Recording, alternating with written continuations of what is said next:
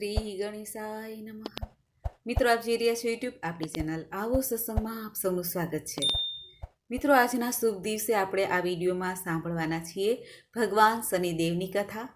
શનિદેવની આ વ્રત કથા સાંભળવા માત્રથી સર્વે પાપ નષ્ટ થાય છે. સૂર્યનંદન ભગવાન શનિદેવની કૃપા પ્રાપ્ત થાય છે. ગ્રહ નડતર બાધા આધિ વ્યાધિ ઉપાધિનું હરણ થાય છે. એવી શુભ શનિ કથા સાંભળીશું.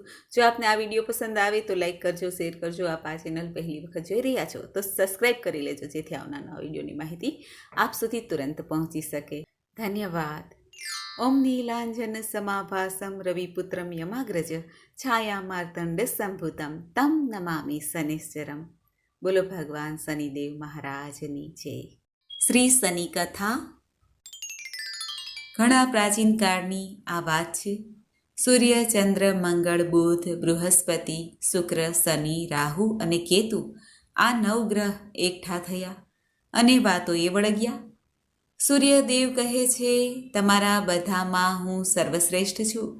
મારી કૃપા હોય તો વ્યક્તિ ધન, કીર્તિ, રાજ, સન્માન સર્વ કાર્ય સિદ્ધ કરી શકે છે. આ સાંભળીને ચંદ્રદેવે કહ્યું, હું જળચળોનો સ્વામી, સર્પોનો સ્વામી અને ચાંદી રૂપાનો સ્વામી છું. હું સત્વગુણી અને ચંચળ સ્વભાવનો છું. મારી કૃપાથી વ્યક્તિ દાની, તપસ્વી બને છે, દેવોની ભક્તિ કરે છે. આ સાંભળીને મંગળ કહે છે, હું પૃથ્વીનો પુત્ર છું. મારી કૃપાથી વ્યક્તિના શત્રુનો નાશ થાય છે. મુશ્કેલ કામ સરળ બની જાય છે. હું વ્યક્તિને અનેક વૈભવો આપું છું. આ ત્રણેયની વાત સાંભળીને બુધ કહે છે, તમે જાણો છો કે મને રાજકુમાર તરીકે પદ મળેલું છે?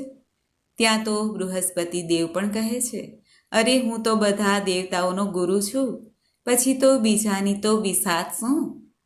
આ સાંભળીને શુક્ર, શનિ, રાહુ અને કેતુ પણ પોતપોતાની વિશિષ્ટતા બતાવતા પ્રયાસ કરે છે. આમ 9 ગ્રહોમાં કોણ મોટો તેની ચડસી થવા લાગી. અંદરોઅંદર વાદ વિવાદ ઘણો ચાલ્યો. છેવટે સૂર્યએ બધાને શાંત પાડ્યા અને કહ્યું, આપણે અંદરોઅંદર ઝઘડીએ અને વાદ વિવાદ કરીએ તેનો કોઈ અર્થ નથી. આપણે બધા રાજા ઇન્દ્ર પાસે જઈએ અને ન્યાય કરાવીએ. આપણે બધામાં શ્રેષ્ઠ કોણ છે તે ઇન્દ્રદેવ જણાવશે. બધા ગ્રહો સૂર્યની આ વાત સાંભળીને સંમત થયા. પછી બધા ઇન્દ્રના દરબારમાં ઇન્દ્ર રાજા પાસે પહોંચી ગયા. બધા ગ્રહોને એકસાથે સ્વર્ગમાં આવેલા જોઈને રાજા ઇન્દ્રને ઘણું આશ્ચર્ય થયું. તેમણે બધા ગ્રહોને આસન આપીને બેસવા કહ્યું અને આવવાનું પ્રયોજન પૂછ્યું. ત્યારે સૂર્યનારાયણે કહ્યું, હે રાજા ઇન્દ્ર, અમારા 9 ગ્રહોમાં કોણ મોટું તે બાબતમાં ઝઘડો પડ્યો છે. દરેક ગ્રહ પોતપોતાને બધાથી મોટો માને છે. અમે તમારી પાસે આ બાબતે ન્યાય માગવા માટે આવ્યા છીએ. અમારામાંથી સૌથી મોટો કોણ એ તમે જણાવો.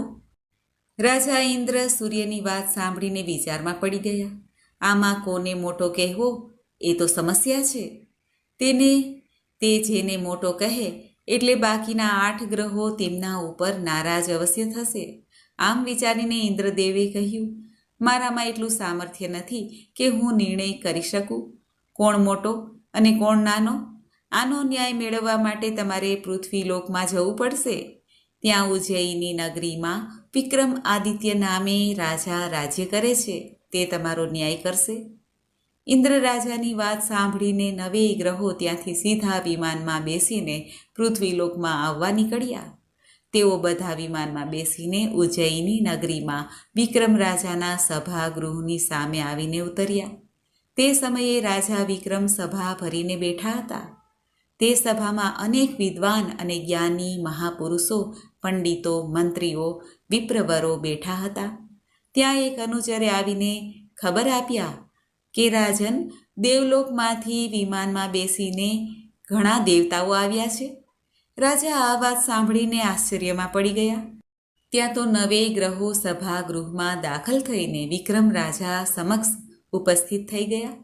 વિક્રમ રાજા 9 ગ્રહોને ઓળખીને ઊભા થઈને પ્રણામ કર્યા અને આવકારમાં બાજુ ખાલી પડેલ આસનમાં બેસવા માટે વિનંતી પણ કરી. 9 ગ્રહોએ આસન ગ્રહણ કર્યું. પછી રાજા વિક્રમે પૂછ્યું, હે નવગ્રહ દેવતાઓ, આજે મારા રાજ્યમાં પધરામણી કરી મને ઘણો આનંદ થયો. હવે આપ અહીં આવવાનું શું પ્રયોજન છે તે જણાવો, તો મારા ઉપર ઘણી કૃપા થશે. રાજાના વચન સાંભળીને સૂર્યનારાયણ ઊભા થઈને કહે છે, અમારા 9 ગ્રહોમાં કોણ મોટું તે બાબતમાં વિવાદ થયો છે. તમે ન્યાય કરો કે અમારા 9 ગ્રહોમાં કોણ મોટું છે ને કોણ નાનું. સૂર્યનારાયણની આ વાત સાંભળીને રાજા વિક્રમ ચિંતામાં પડી ગયા. તેમણે થયું કે આ 9માં કોને કહું કે તમે મોટો અને કોને કહું કે તમે નાનો. જેને હું નાનો કહીશ મારા પર કોપાયમાન અને નારાજ થશે. આમ વિચારીને રાજાએ કહ્યું, હે નવગ્રહ દેવતાઓ, તમે તો દેવો છો અને હું તો પૃથ્વી પરનો એક સામાન્ય મનુષ્ય છું. હું તમારો ન્યાય કેવી રીતે કરી શકું? આથી સૂર્યનારાયણ કહે છે, હે રાજા વિક્રમ, અમે અમારો ન્યાય કરાવવા માટે ઇન્દ્ર રાજા પાસે ગયા હતા. તેઓએ અમને તમારી પાસે ન્યાય માંગવા માટે મોકલ્યા છે. આથી તમે જ અમારો ન્યાય કરો. છેવટે વિક્રમ રાજાએ કંઈક વિચાર કરીને 9 ગ્રહોને કહ્યું, તમે આજથી 8મે દિવસે અહીં આવજો. તે વખતે હું તમારો ન્યાય અવશ્ય કરીશ. પછી 9 ગ્રહો અહીં 8મા દિવસે પાછા મળીશું તેમ નક્કી કરીને વિમાનમાં બેસીને પોતપોતાના સ્થાને ચાલ્યા ગયા. રાજાએ પછી પોતાના મંત્રીઓ, વિદ્વાનો અને જ્યોતિષીઓ સાથે ચર્ચા કરીને એવું નક્કી કર્યું કે સોના, ચાંદી, પિત્તળ, કાંસુ, તાંબા, જસત, અખબર, લોઢા આદિ 9 આસનો બનાવવામાં આવે અને તે આસનો રાજસભામાં ગોઠવવામાં આવે. વિક્રમ રાજાની સૂચના થતાં જ બધી વ્યવસ્થા ગોઠવાઈ ગઈ. 8મા દિવસે 9 ગ્રહો વિક્રમ રાજાના દરબારમાં આવ્યા. સૌથી પ્રથમ સૂર્યનારાયણ આવે છે. તેમને ઉત્તમ એવા સોનાના આસન ઉપર બેસવા માટે વિનંતી કરી. પછી ચાંદીના આસન ઉપર ચંદ્રદેવને બેસવા કહ્યું. આમ દરેક ગ્રહને જેમ જેમ આવતા ગયા તેમ તેમ અલગ અલગ ધાતુના આસન ઉપર બેસાડવામાં આવ્યા. સૌથી છેલ્લા શનિદેવ આવ્યા. તેમને લોઢાના આસન ઉપર બેસાડવામાં આવ્યા. બધા ગ્રહો આવી ગયા જાણીને શનિદેવ બોલ્યા, હે વિક્રમ રાજા, તમારા કહેવા મુજબ અમે બધા અહીં આવી ગયા છીએ. હવે તમે અમારો ન્યાય કરો. અમારામાં સૌથી મોટું કોણ છે? આથી વિક્રમ રાજા ઊભા થઈને કહેવા લાગ્યા, ગ્રહ દેવતાઓ, જેમ તમે આવ્યા તે ક્રમમાં તમે પાછા જાઓ. તમે તમારો ન્યાય જાતે જ કર્યો છે. તમે સૌથી છેલ્લા આવ્યા, તેથી તમારો ક્રમ સૌથી છેલ્લો આવે છે. આ માટે મને માફ કરજો. આમ કહીને શનિદેવને સંબોધન આપતા વિક્રમ રાજા બોલ્યા. આથી શનિદેવ ગુસ્સે થઈને બોલ્યા, હે રાજા વિક્રમ, આ ન્યાય બરાબર થયો નથી. તમે ફરીથી ન્યાય કરો. વિક્રમ રાજા કહે છે, એકવાર જે ન્યાય થયો તેનો ફરીથી ન્યાય ન થાય. આથી આ ન્યાયને માન્ય રાખો. આ સાંભળીને શનિદેવ ક્રોધાયમાન અને નારાજ થઈને બોલ્યા, હે રાજા વિક્રમ, તમે મારા બળ અને પરાક્રમને જાણતા નથી. સૂર્ય 1 રાશિ પર 1 મહિનો, ચંદ્ર 2.25 દિવસ, મંગળ 1.5 દિવસ, બૃહસ્પતિ 13 મહિના અને બુધ અને શુક્ર 1 મહિનો, રાહુ કેતુ ઉલટા ચાલતા કેવળ 18 મહિના એક રાશિ પર રહે છે.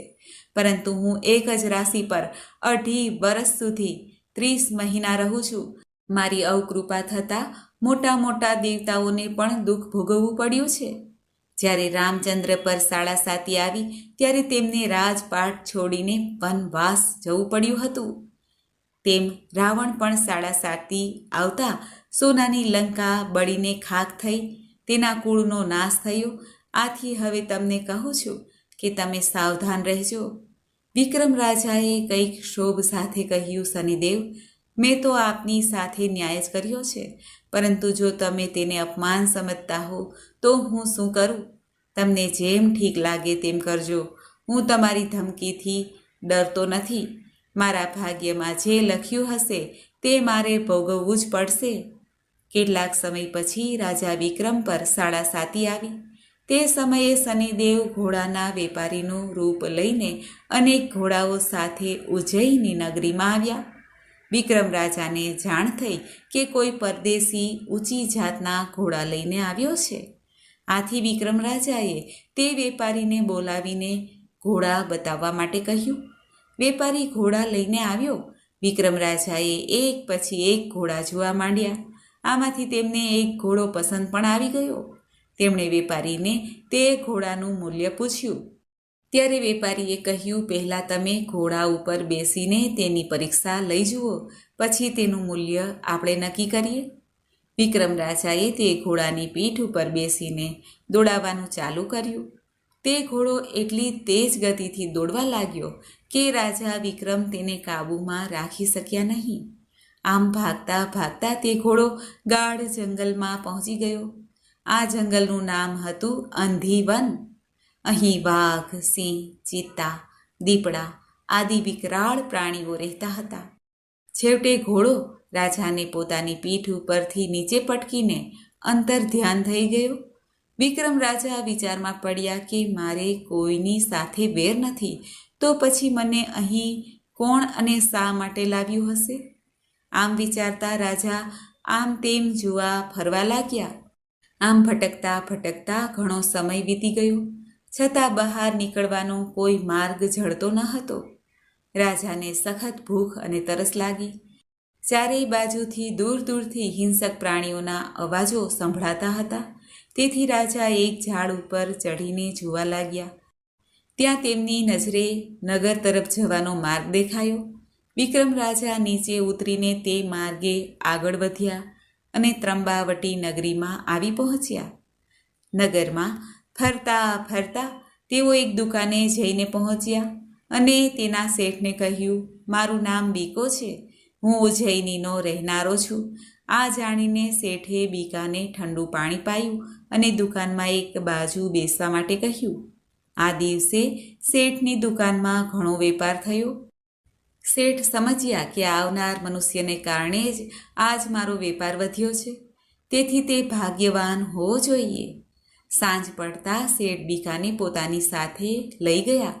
શેઠે ઘેરે આવીને શેઠાણી અને પોતાની દીકરીને વાત કરી. આવનાર ભાગ્યવાન છે. તે સાંજે દુકાને બેઠો હતો તો મારે ખૂબ જ ફૂલ્યો ફાલ્યો ધંધો વકર્યો અને ઘણો લાભ પણ મળ્યો છે, માટે હું તેને અહીં ભોજન માટે લાવ્યો છું. શેઠાણી અને તેની દીકરીએ કહ્યું, સારું કર્યું, તમે તેને જમવા માટે અહીં લાવ્યા.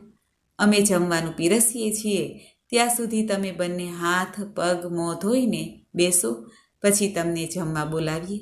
દીકરીએ શેઠ અને પેલા મહેમાનને ઓરડામાં ઉતારો આપ્યો. બીકો હાથ મોં પગ ધોઈને ઓરડામાં બેઠો. ત્યાં તેણે એક કૌતુક જોયું. દિવાલની ખીટી ઉપર એક હીરાનો હાર લટકી રહ્યો હતો. તેને ભીત ઉપર ચિતરેલ એક હંસ ગળી ગયો. બીકો આ જોઈને આશ્ચર્ય પામ્યો. જમવાનું કહેણ આવતા બીકો જમવા ગયો. પછી શેઠની દીકરી પોતાના ઓરડામાં આવીને હીરાના હાર જે ખીટીએ લટકાવ્યો હતો તેને લેવા ગઈ, તો ત્યાં હાર દીઠો નહીં. તેણે નોકરાણીને બોલાવીને પૂછ્યું. જોયું તો તેણે જણાવ્યું કે મને નથી ખબર. બીકો જમીને પાછો ઓરડામાં આવતા શેઠની દીકરીએ પૂછ્યું કે અહીં ખીટી ઉપર મેં હીરાનો હાર મૂક્યો હતો, તે તમે જોયો છે? ત્યારે બીકાએ વિચાર્યું કે ખીટીએ લટકાવેલો હીરાનો હાર દિવાલે ચિતરેલ હંસ ગળી ગયો છે, તેમ કહીશ તો મને કોઈ માનશે નહીં. તેથી બીકાએ જણાવ્યું કે તે હારની મને ખબર નથી. શેઠની દીકરીએ બીકાને હાર આપી દેવા ઘણું સમજાવ્યું, છતાં હાર ન મળતા દીકરીએ શેઠને આ વાત કરી. શેઠ પણ બીકાને હીરાનો હાર લીધો હોય તો આપી દેવા માટે જણાવ્યું, કેમ કે તેના વગર બીજું કોઈ આ ઓરડામાં આવ્યું નથી. પણ બીકાએ જણાવ્યું કે મેં હાર લીધો નથી. છેવટે શેઠ બીકાના હાથ પગ બાંધીને રાજાના મહેલે લઈ ગયા અને બધી વાત રાજાને કરી. રાજાએ પણ બીકાને શેઠની દીકરીનો હાર આપી દેવા માટે કહ્યું, પણ બીકા પાસે હોય તો આપે ને. છેવટે રાજાએ બીકાને દંડ આપવા હાથ પગ કપાવી નાખ્યા અને તેલીના ઘર પછવાડે નાખી દીધો. આમ એક દિવસ બીકો તેલીના ઘર પછવાડે પડી રહ્યો. બીજા દિવસે ગાંગા તેલીની નજર તેમના ઘરની પછવાડે ગઈ. ત્યારે તેને માલુમ પડ્યું કે કોઈના હાથ પગ કાપીને પોતાની ભીત પાછળ નાખી દેવામાં આવ્યો છે. તપાસ કરતાં તેને ખબર પડી કે નગરના રાજાએ ચોરીના ગુના બદલ તેને આ શિક્ષા આપી છે. ભૂખ્યા તરસ્યા બીકાની બેહાલ અપંગ દશા જોઈને ગંગુ તેલીને તેની ઉપર ઘણી દયા આવી. તેણે જઈને પોતાની પત્નીને વાત કરી. આપણી ભીત પછવાડે પડેલ માનવી હાથ પગ વગરનો છે. આપણે જો તેની થોડી સેવા કરીએ અને તે સાજો થાય ત્યારે આપણે ત્યાં તેને રાખી લઈએ તો તે આપણા કામમાં ઉપયોગી થશે. તે બેઠો બેઠો ઘાણી ફેરવ્યા કરશે. તેની પત્નીએ જણાવ્યું કે તે રાજાનો ગુનેગાર છે. જો આપણે તેને આપણા ત્યાં રાખીશું તો રાજા નારાજ થઈ શકે છે અને આપણને પણ દંડ દેશે. તમે જઈને પેલા રાજાને પૂછી આવો. જો રાજા સંમતિ આપે તો આપણા ઘરમાં તેને લઈ જઈએ. ગાંગુ તેલી રાજા પાસે પહોંચ્યો અને બધી વાત કરી. રાજાને થયું કે તેણે ગુનો કર્યો તેની સજા તેને મળી ચૂકી છે. હવે ગાંગુ તેલી તેને પોતાને ઘેરે રાખે તેમાં રાજાને કોઈ વાંધો નથી. ગાંગુ તેલી ઘેર આવ્યો અને તેણે તેની પત્નીને બધી વાત જણાવી. પછી તેઓએ ભીત પછવાડેથી બીકાને ઉચકી લાવીને તેની સાર સંભાળ લીધી. થોડા દિવસમાં બીકો સારો થયો અને ગાંગુ તેલીની ઘાણી ઉપર બેસવા લાગ્યો. આમ ને આમ દિવસો વીતવા લાગ્યા. બીકો પોતાના કામકાજથી પરવાર્યા પછી ઉદાસીને હળવી કરવા તે મલ્હાર રાગમાં ગાયા કરતો. એક દિવસ તે બાજુથી ત્યાંની રાજકુમારી પસાર થઈ રહી હતી. ત્યાં તેને કાને મલ્હાર રાગમાં કોઈ ગાતું જણાયું. રાજકુમારી સંગીતની ઘણી શોખીન હતી. રાજાએ તેને માટે સારો સંગીતજ્ઞ રોકીને સંગીતની સારી તાલીમ આપવાની નક્કી કરેલું. આજે રાજકુમારી મલ્હાર રાગની મધુર તાલમય સાથે સાંભળીને મુગ્ધ બની ગઈ અને ગાનાર પર મોહી પડી. તેણે પોતાની દાસી મારફતે મલ્હાર રાગમાં કોણ ગાઈ રહ્યું છે તેની તપાસ કરવા માટે કહ્યું. પછી દાસીએ તપાસ કરીને રાજકુમારીને જણાવ્યું કે જે મલ્હાર રાગ ગાતું હતું તેના બંને હાથ પગ કપાયેલા છે. તે ગાંગુ તેલીને ત્યાં ઘાણીએ બેસીને આખો દિવસ બળદને હાંક્યા કરે છે. રાજકુમારીએ કહ્યું, હે દાસી, હાથ પગ વગરનો અને હાલતો ચાલતો નથી એવા અપંગને પણ હું વર માની બેઠી છું, એટલે હું તેને જ વરીશ. આ સાંભળીને દાસી તો હેપતાઈ ગઈ અને બોલી, બહેનબા, તમને એક શું અનેક રાજકુમારો વરવા માટે તત્પર છે. તમને સુંદર અને સુશીલ વર મળી રહેશે. તમે આવા અપંગને પરણીને શું કરશો? દુઃખી થશો. ત્યારે રાજકુમારી કહે છે, હે દાસી, જેવો છે તેવો પણ મેં તેને પતિ માની લીધો છે, એટલે હું આ ભવમાં તેને જ વરીશ. એક ભવમાં બે ભવ કરવા માંગતી નથી. તું મારો આ વિચાર મારા માતા પિતાને જણાવ, જેથી તેઓ મારું લગ્ન તે અપંગ સાથે કરે. જો તેઓ આમ નહીં કરે તો હું મારા પ્રાણનો ત્યાગ કરી દઈશ. આ સાંભળીને દાસી તો ધ્રુજવા લાગી. તેને બીક બેઠી કે રાજા રાણી આ વાત સાંભળશે તો તેઓ મારા ઉપર અને કુંવરીબા ઉપર ગુસ્સે થશે અને ન સાંભળવાનું સાંભળવા પણ મળશે. છતાં રાજકુમારીના કહેવાથી તે લાચાર દાસી રાજા રાણી પાસે જઈને બધી વાત કરે છે. રાજા રાણી આ વાત સાંભળીને અચંભામાં પડી ગયા. તેમણે રાજકુમારીને બોલાવીને ઘણું સમજાવવાની કોશિશ કરી, છતાં રાજકુમારી એકના બે ન થયા. છેવટે રાજાએ ગુસ્સે થઈને કહ્યું કે તારા ભાગ્યમાં એવું જ લખાયું હશે, તું તારે દુઃખ ભોગવ. રાજાએ ગાંગુ તેલીને પોતાના મહેલમાં બોલાવીને જણાવ્યું કે તારે ત્યાં એક અપંગ ઘાણી ચલાવે છે. તેની સાથે મારી દીકરી લગ્ન કરવા ચાહે છે. તેથી તું તેની તૈયારી કર અને તેને લઈને રાજમહેલમાં આવ. ગાંગુ તેલીએ ઘેરે જઈને બીકાને બધી વાત કરી. એટલે બીકાએ કહ્યું કે તમે રાજા પાસે જઈને 2 દિવસની અવધિ લઈ આવો. 2 દિવસ પછી લગ્ન કરીશું. ગાંગુ તેલીએ આ વાત જઈને રાજાને કરી અને 2 દિવસ થોભી જવા માટે જણાવ્યું. હવે બીકો કે જે વિક્રમ રાજા હતો મનોમન શનિદેવને વિનંતી કરવા લાગ્યા કે મેં આપનો અપરાધ કર્યો છે, તે માટે માફી માંગુ છું. તમારી શક્તિનો મને પરચો મળી ગયો છે. મને માફ કરીને મારી ઉપર કૃપા કરો. એવામાં બીકો જ્યાં બેઠો હતો ત્યાં શનિદેવનું વિમાન આવી પહોંચ્યું. શનિદેવ વિમાનમાંથી નીચે ઉતરીને બીકા પાસે આવ્યા. શનિદેવની અમી દ્રષ્ટિ બીકા ઉપર પડતા જ બીકાના હાથ, પગ, રૂપ પાછા આવી ગયા અને તે કાંતિમાન બની ગયો.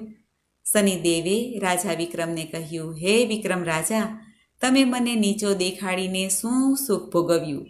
આ બધું દુઃખ મારે લીધે જ તમારે ભોગવવું પડ્યું છે.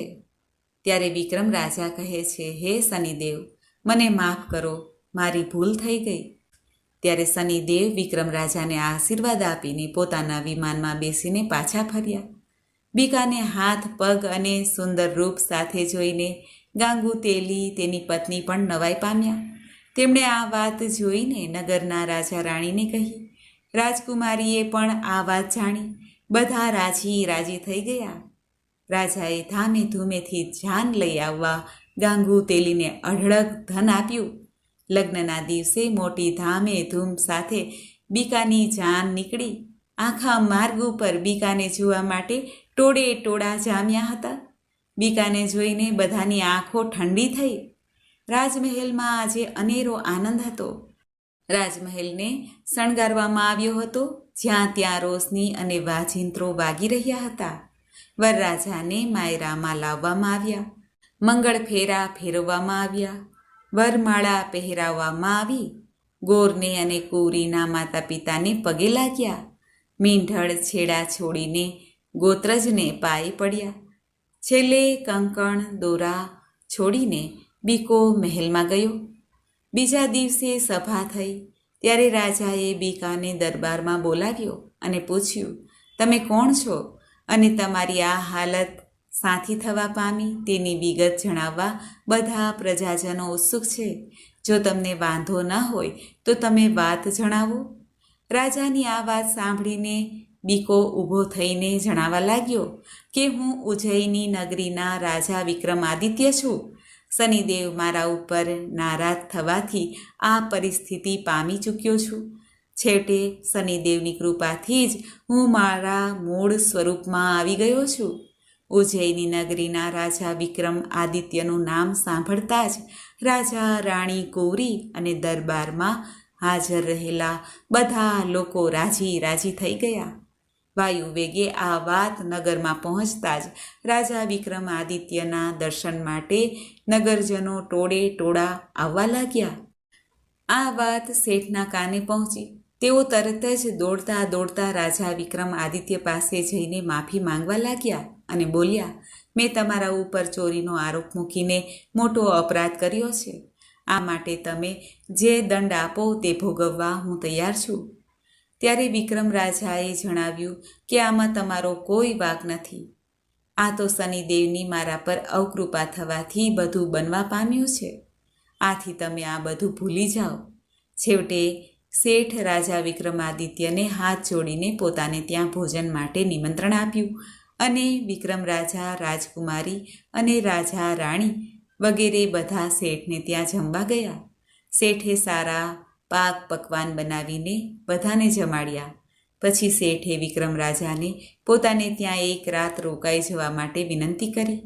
આથી રાજા વિક્રમાદિત્ય ત્યાં એક રાત રોકાઈ ગયા.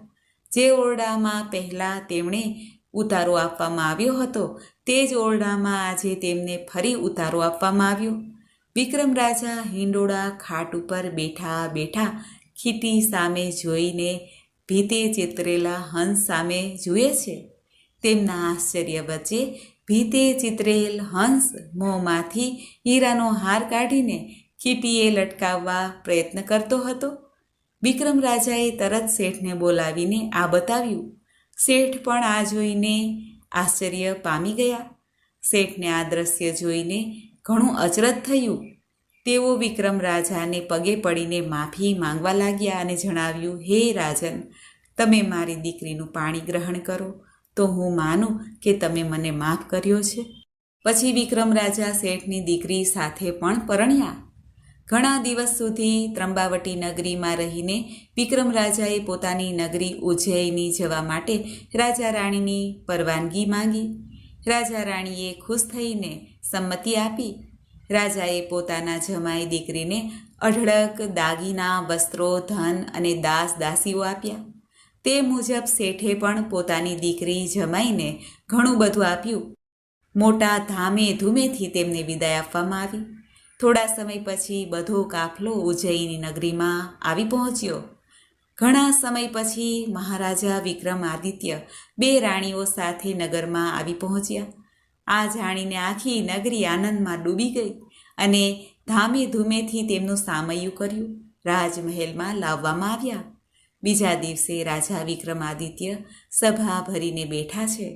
ત્યાં શનિદેવ પધાર્યા.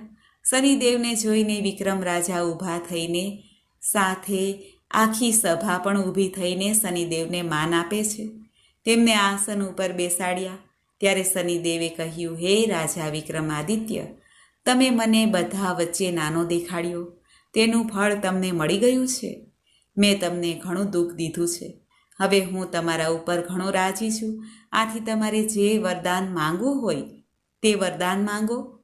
આ સાંભળીને રાજા વિક્રમાદિત્ય કહે છે, હે શનિદેવ, મને તમે જે દુઃખ દીધું એવું તમે કોઈને દુઃખ દેશો નહીં. આ જ વરદાન માંગુ છું.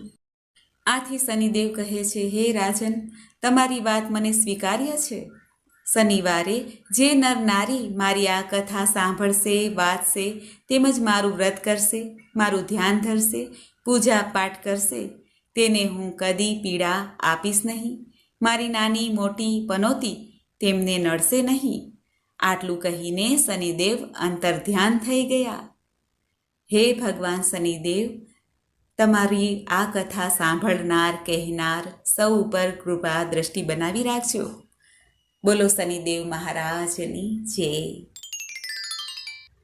તો મિત્રો, આપણે સાંભળી ભગવાન શ્રી શનિદેવની કથા. મને આશા છે કે આપને આ વિડીયો જરૂર પસંદ આવ્યો હશે. ઓમ કૃષ્ણાંગાય વિદ્મહે રવિપુત્રાય ધીમહિ તન્નઃ સૂર્ય પ્રચોદયાત. બોલો શનિદેવ મહારાજની જય. મિત્રો, મને સાંભળવા માટે ધન્યવાદ. આપ સૌને મારા જય શ્રી કૃષ્ણ.